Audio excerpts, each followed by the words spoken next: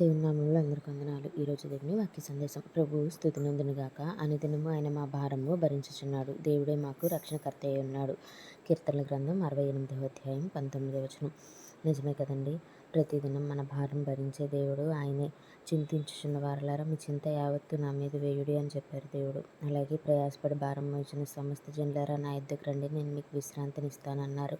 అంతేకాక మొరపెట్టుము, నేను నీకు సమాధానం ఇస్తానన్నారు. మొరపెట్టుము, నేను నీకు ఉత్తరం ఇచ్చేదనన్నారు. సహాయం చేస్తానన్నారు. నిజంగా మన మొర ఆలకించేవాడు. ప్రతిదినం మన భారం ఏదైనా, మన చింత ఏదైనా సరే ఆయన మీద వేయమని చెప్తున్నారు. అంతేకాక అడుగుడి మీకు ఇవ్వబడును అని చెప్తున్నారు దేవుడు.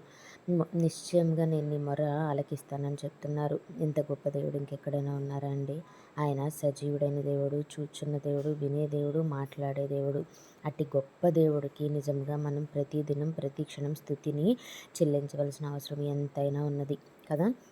అందుకే మన స్తుతులకు పాత్రుడైన దేవునికి, మన సమస్తాన్ని భరించే దేవుడికి మనకున్నటువంటి సమస్త భారమును అప్పగించాలని, తద్వారా ఆయన ఇచ్చేటువంటి రక్షణను, నిరీక్షణను పొందుకోవాలి అని కోరుకుంటూ వందనాలు.